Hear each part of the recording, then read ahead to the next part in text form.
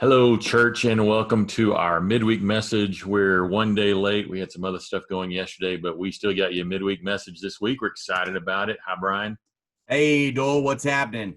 Hey, Well, man, we really want to celebrate that we opened up our doors and had our first in-person worship. How'd you feel like it went, Dole? I felt like it was great. It's good to see faces, or at least to see eyes. It's good to worship together in the same room. So just a reminder that we'll be back this Sunday, right? That's right. And we have a special Sunday. This is our delayed senior Sunday. Yeah. Yeah. So this Sunday, not only do we have our regular worship service, and if you didn't get to come last week and you didn't get to experience that, go check out last week's midweek video, because you'll get the kind of the feel of what that's going to look like when you're coming, and what to expect. It'll be just like it was last Sunday. And then for our seniors, remember our graduating seniors this year that's had a weird end of their year, we're finally going to get to do something to celebrate them as a church, but it's for seniors and their parents only. So we're going to have a lunch here outside and spread out inside. We're going to have a lunch here for the seniors and their parents. And then we're going to have a service for the seniors and their families and our elders at 1 o'clock that afternoon, just for them. So it'll be a great way to celebrate them and bless them. Also, you need to know that the traditional senior boards are going to be set up in our gym.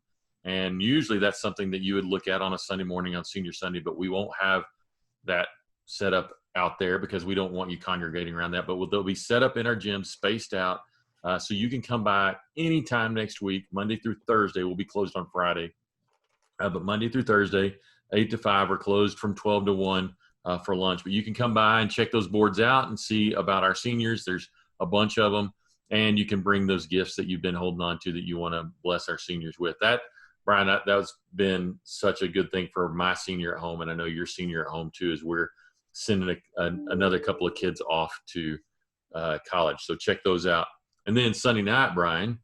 Yes, Sunday night. I've been trying to shout this from the mountaintops, but this Sunday night, and you might have seen it on the front page of the newspaper yesterday and here in Amarillo, we have this citywide, interdenominational, interracial prayer and praise service, basically downtown at the Potter County Courthouse on Fillmore at 6 o'clock this Sunday night. So those of us who will be doing the extra things after worship for seniors and stuff, that will all be done in plenty of time for anyone who would like to join our city, and all of those in our city that name Christ, many of which don't look like us and they're not like us, and join together in our common call to follow Jesus. And we're going to do the one thing we know to do in this culture that we're in right now.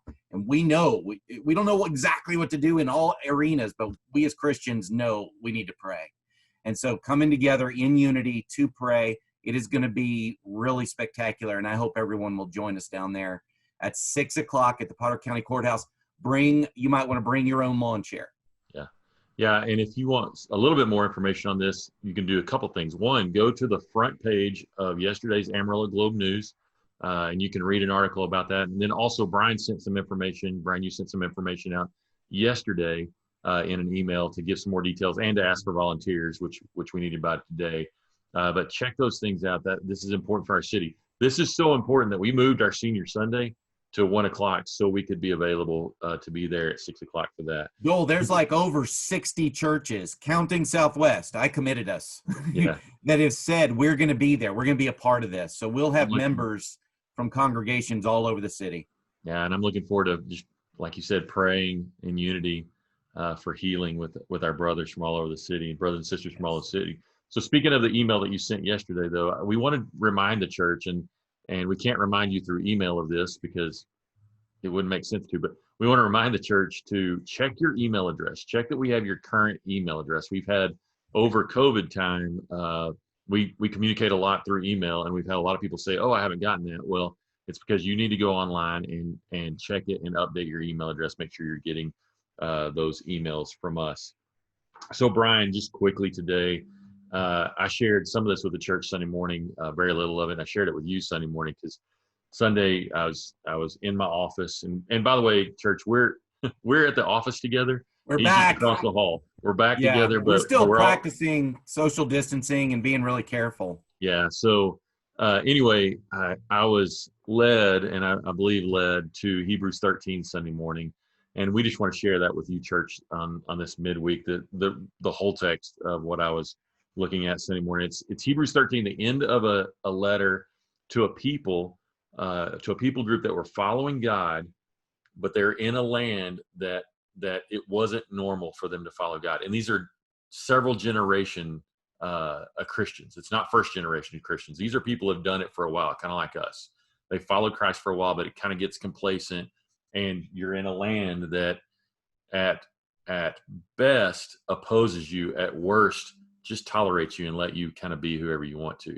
And so these are the ending of this. The writer of Hebrews, at the end of this, he gives us some great words, or she gives us some great words. I just want to read some of that to the church. The writer says, keep on loving one another as brothers and sisters. Do not forget to show hospitality to strangers, for by doing so, some people have shown hospitality to angels without knowing it. Continue to remember those in prison as if you were together with them in prison, and those who are mistreated as if you yourselves were suffering. Marriage should be honored by all, and the marriage bed kept pure, for God will judge the adulterer and all the sexually immoral. Keep your lives free from the love of money. Be content with what you have, because God has said, never will I leave you, never will I forsake you. So we say with confidence, the Lord is my helper. I will not be afraid. What can mortals do to me? Love this text, Brian. Yeah, it's really good, and it keeps going. It's like you said, it's just a hit list, like a last little checklist for everybody to go, these are some of the qualities that reflect Christ. And so y'all need to be really good at this. And he starts, of course, with the greatest of all commands of Christ: keep on loving each other as brothers. I mean, he's just saying, listen, lots of things are going to happen. Lots of circumstances will come your way. Talked about a lot of things in this letter, but here's the overarching call. Keep it simple. Not easy, but simple. It's love. Keep on loving. So I love that this author really captures the greatest of all commands. Yeah, love first. And then the next thing is, so keep on loving one another as brothers and sisters, but also love others as brothers and sisters is how you could interpret that next one. It is show hospitality, and that root word I love there is that brotherly kindness, the brotherly friendship. The philo is kind of the root word, hospitality to strangers. So show brotherly love to people that are different than you. What a great reminder for right now. That's different races. That's different beliefs. That's different. I'm Republican, you're Democrat. That's I think this way. I think we should wear masks. You think we shouldn't wear masks. It is brotherly love, the same that we show love first for our brothers and sisters. We show to strangers, everyone that is different from us. What a great reminder. That is another culturally relevant one that's on my mind because of this Sunday is I'm all lives matter, you're Black Lives Matter, trying to make that an argument, you know, even if someone wants to try to say those are in competition. Well, our call is you love those people. And how intriguing that he puts in this little thing. You may have accidentally entertained a stranger. I mean, an angel by doing that. Yeah. Can you imagine going to heaven and seeing this angel go, hey, remember that guy, John? That was me. Yeah. Anyway, I thought that was. Or that guy that you missed. Yes. That was me. You missed me. You missed me. Yeah. So then it says, remember those in prison as if it was yourself. Okay, Joel, if this is convicting to me, because if I'm in prison, how much am I thinking of myself at that point and my plight, right? I mean, I'd be thinking me a lot. Well, I'm supposed to be thinking of those that are in prison. And of course, I can't help but spiritualize that a little bit and broaden it from literal prison, although I think we should do that. It's definitely inclusive of that. But just the prison that people might be in because of their health or because of COVID or because of, anything, maybe just sin, just really showing that deep love and hospitality and remembering people. But I don't want to take away from the literal nature of this too, that we take care of prisoners. And I'm grateful for those in our body that do that so diligently. Absolutely. And Brian, I'm reading, and I know you watched this week. I saw it on your Facebook. We haven't talked about this. Just Mercy. I've been reading that. Yes. And remembering someone that's in prison wrongfully, which is much of what they were dealing with. They were put in prison wrongfully. The injustice in that, and remembering it like that was you there, watching Just Mercy or reading Just Mercy as if that was me. And Good I was word, there Will. because of the color of my skin or my how poor I am or those kind of things. And the next thing is the same. Remember those being mistreated as if you felt your pain. So when you see someone that is mistreated, you empathize and feel their pain and remember them and show them that brotherly love. Right on. And then it goes into the family, right? And specifically marriage. And it's saying, hey, prioritize those marriages. You need to keep that relationship pure. And that's always true. But man, during COVID, how many stories have we heard of people that the shocking nature of the change in our culture that forced couples together more actually surfaced difficulties and fights, and that's not just in the marriage, but also just with families. Yeah. And so it kind of surfaces maybe some of the cracks and crevices that are present in our marriage that we can kind of hide behind our busyness. And so I think this is always appropriate, but particularly appropriate here, just to really honor those family relationships and specifically marriage. Really guard your heart there. And then he it's like he hits home with marriage, and then he hits home with the love of money. Keep yourself free from the love of money and be content. Like, be satisfied with your stuff. And that permeates everything when we have a love of money over a love of our spouse or a love of God or a love of our fellow man. So keep yourself from the love of money.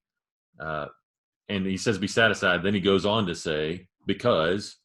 Yeah, he explains why. Because I will never leave you or forsake you. I mean, that's such a secure, when we believe that, Doyle, when we believe that God is with us, we feel a sense of security and safety and, in a way, invulnerability.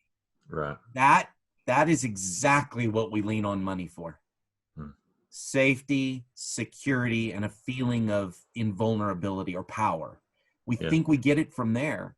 And so, of course, money can be used for good things and it can be safe to it. But if it's not acknowledged as from God, then it becomes an idol. And so he says, listen, I'm with you. And so let me make this a broad statement to you. Whatever circumstances come, he finishes in verse 6 saying that I don't need to be afraid because the Lord is my helper. I mean, I'm living my life trying to help God, trying to serve God. And he just turns the tables, and for the almighty God of the universe to say, hey, no, I'm your helper. I'm your helper. I got you. If I really believe that, church, if we really believe that, man, we will feel safe and secure regardless of the circumstances we're in. So we got to encourage each other in this. Yeah, Brian, that reminds me, just to wrap it up, that reminds me, last night I was with our freshman and sophomore out in the backyard. We were talking about the walk, the life of living these kind of things. We were talking about through the Sermon on the Mount with it.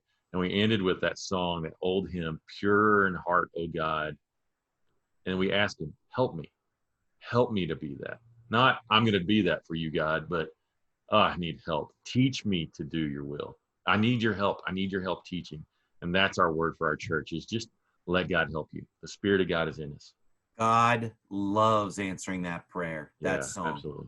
So, absolutely. Okay, church, we love you. We'll see some of you Sunday. Good week, and we'll see you Sunday, whether it's online or in person. That's right.